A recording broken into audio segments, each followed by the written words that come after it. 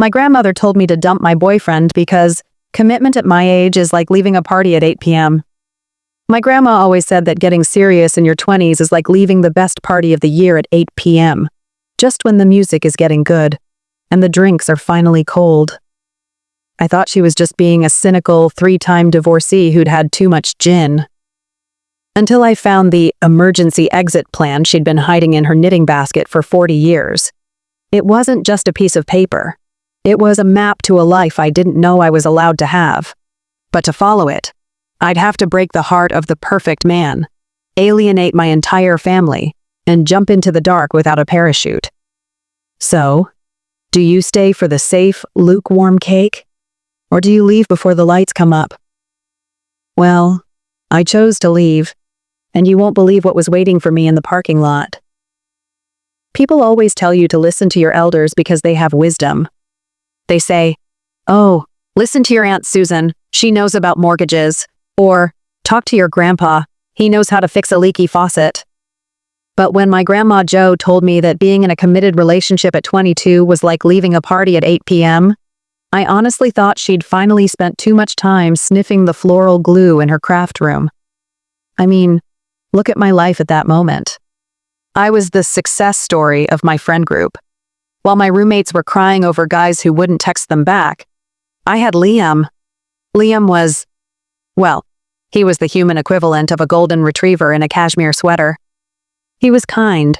He remembered my coffee order half-calf, oat milk, 2 pumps of vanilla, and he already had a 5-year plan that involved a mortgage, a lawnmower with a cup holder, and a golden doodle named Buster. He was the end game, the final boss of dating. My mother adored him. She'd already started Pinterest boards for a wedding I hadn't even agreed to yet.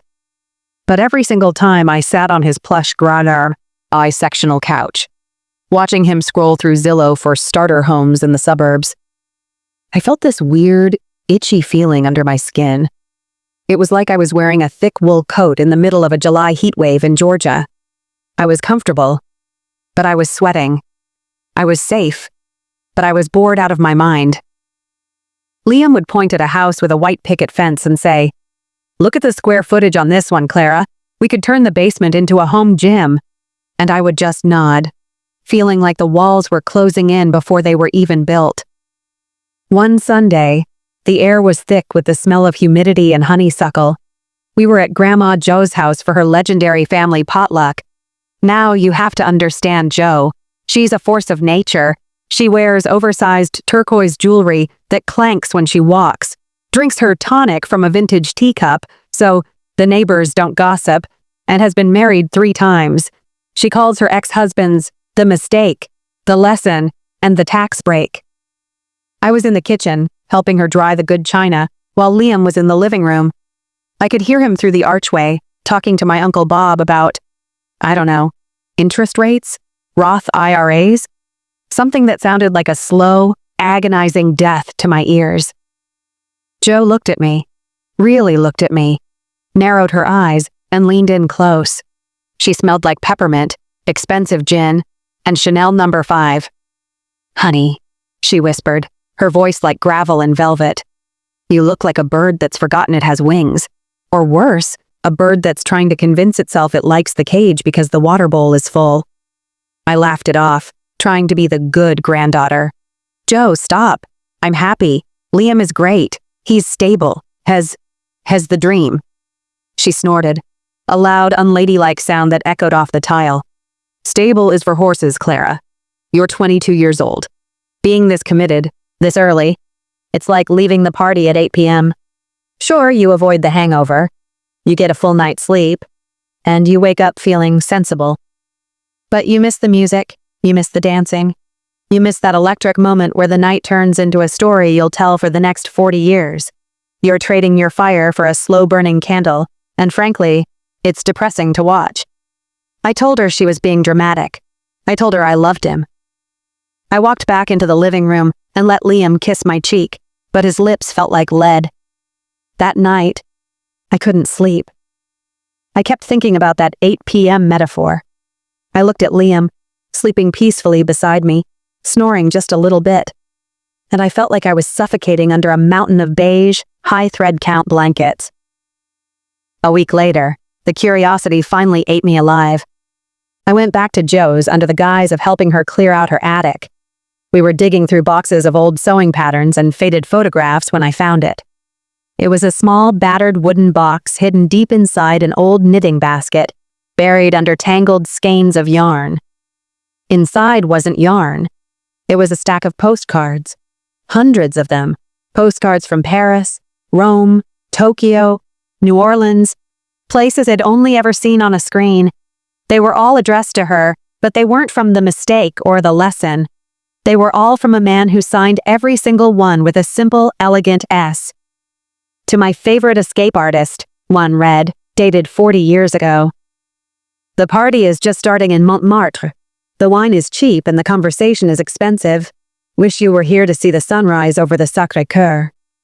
I sat there on the dusty floor, my heart hammering against my ribs. I confronted her right then and there.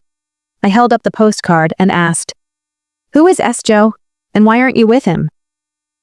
She sat down on an old trunk, poured a heavy splash of gin from a flask she kept in her apron, and sighed. A look of genuine, sharp regret crossed, set her face, something I'd never seen on her before. "'Swas my 8 p.m., Clara. He was the one I didn't stay with because I was too busy being sensible with the mistake. I was your age, engaged to a man who owned a hardware store and had prospects. I chose the safe exit. I chose the mortgage and the lawnmower. And I spent my 20s folding laundry and worrying about dinner parties while S was out living the life I dreamed of. I chose the safe life. And I've spent 50 years wondering what happened at midnight." She reached across the dust motes and grabbed my hand. Her grip was surprisingly strong, her skin like parchment. "Don't be a mistake, Clara. Don't leave the party before the beat drops. Because once you walk out that door, they don't always let you back in." That was the click moment. You know that sound a key makes when it finally perfectly fits the lock? My whole life felt like it was shifting 2 inches to the left.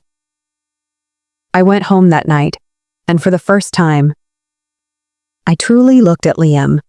He was a wonderful man. Truly. He deserved someone who wanted the Zillow searches. He deserved a girl who would get excited about a new refrigerator or a low interest rate. He deserved someone who wanted to leave the party at 8 p.m. and snuggle up.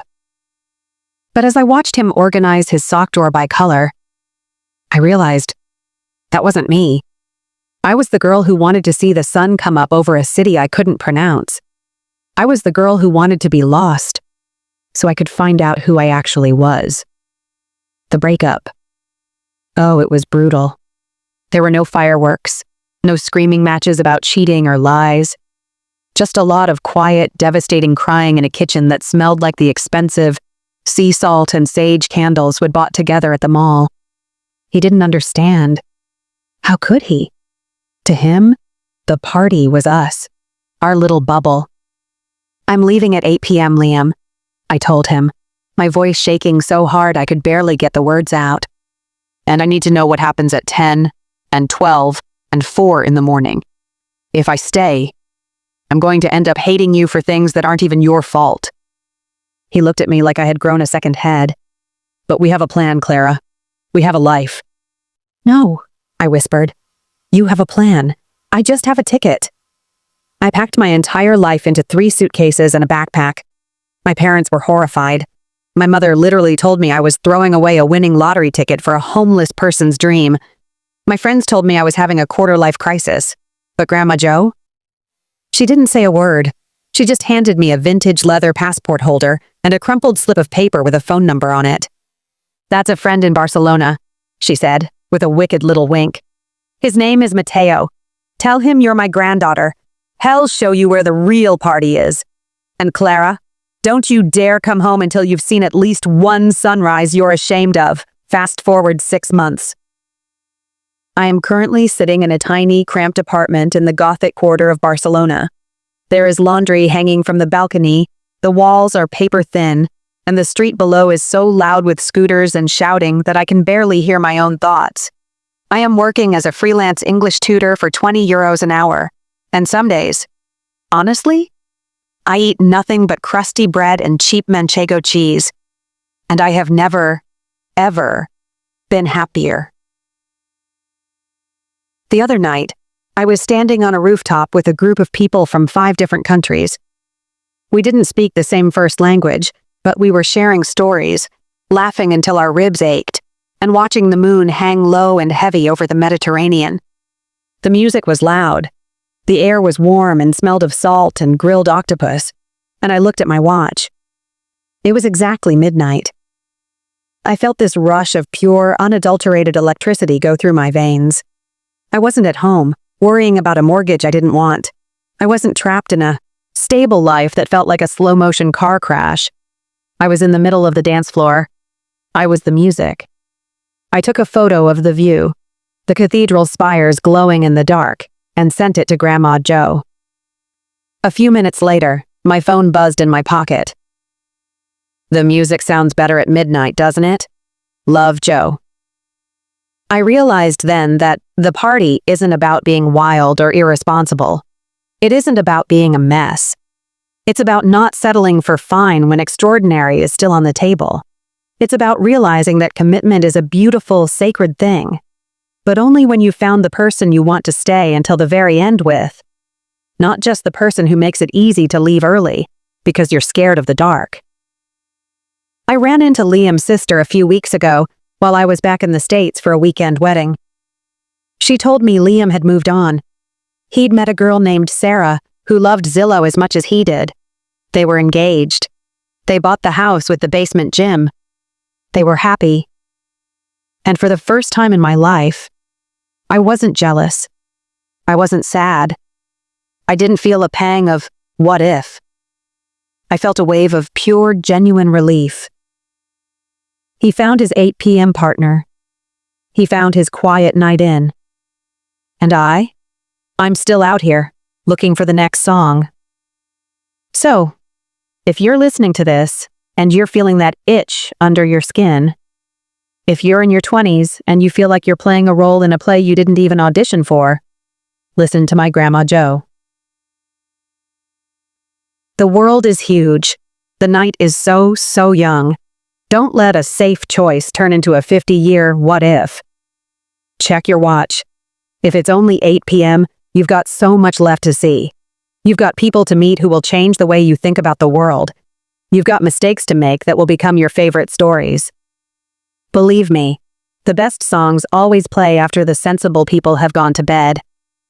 If you enjoyed this story, hit the like button and subscribe for more stories.